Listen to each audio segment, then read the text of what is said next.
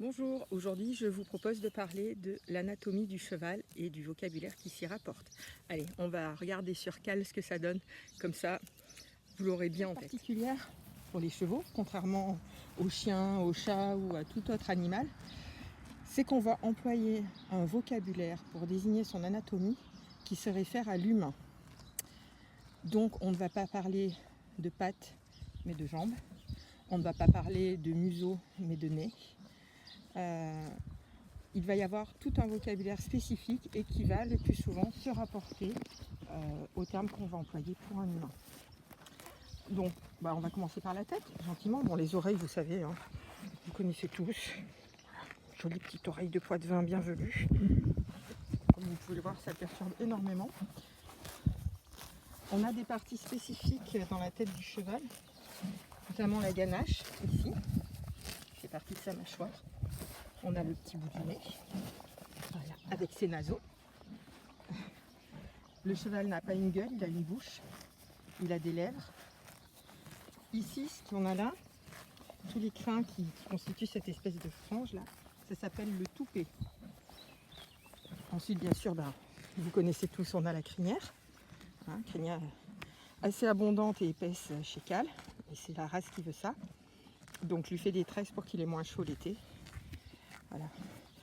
On a ici, sous la crinière, ce qu'on pourrait communément appeler le cou chez l'homme. Chez le cheval, c'est une encolure. Voilà. Ici, le cheval présente une espèce de petite protubérance qui est formée par un os et par sa colonne vertébrale. Voilà. Ça s'appelle le garrot.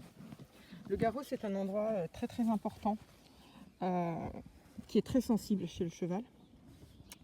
Et notamment quand on met la selle sur le dos du cheval, il faut toujours faire très attention à ce qu'elle n'appuie pas sur son garrot.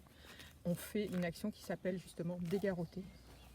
Le garrot, c'est aussi le point par lequel on va toiser le cheval, c'est-à-dire le mesurer sa hauteur. Donc Cal, là, il fait 1,70 m au garrot. Et tous les chevaux, pour les mesurer, on prend la hauteur, le point le plus haut du garrot. T'es d'accord? J'ai pas dit trop de bêtises? Ouais. Sous le garrot, ici, là, la grosse masse, là, ça c'est l'épaule. Voilà. Et puis ensuite, on a un petit coude, un petit genou. Voilà. Ici, on a le boulet. Là, il a plein de crins, ça s'appelle des fanons. Il a un creux, c'est le pâturon. Et enfin, on a ce que vous connaissez tous, le sabot. Bon, il a un gros bidou, hein, ça on le sait. Il a un dos, une croupe, bien ronde la croupe. Voilà.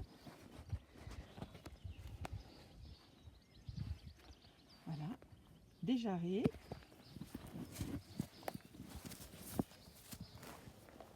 Et puis les membres derrière, c'est un petit peu la même chose. Hein. On a aussi des boulets, des pâturons, des sabots. Les jambes des chevaux, pour les distinguer, on va parler d'antérieur et de postérieur.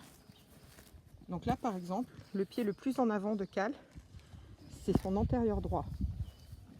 Ensuite, on a l'antérieur gauche, le postérieur gauche, et le pied le plus en retrait, là, c'est le postérieur droit. Et enfin, bien sûr, on a la queue. La queue qui a une grande utilité chez le cheval, tout comme la crinière, c'est de lui permettre de chasser les insectes, donc de se protéger. Donc la pratique qui voulait autrefois qu'on coupe la queue des chevaux, quelque part, c'est vraiment de la maltraitance parce que ça ne leur permet pas de se défendre contre les insectes l'été. Et ça peut être un petit peu dramatique pour eux. Voilà, donc on a fait un petit tour de l'anatomie très très vite fait. Je ne vais pas vous détailler les différentes parties de la tête, il y a plein de termes vraiment très techniques.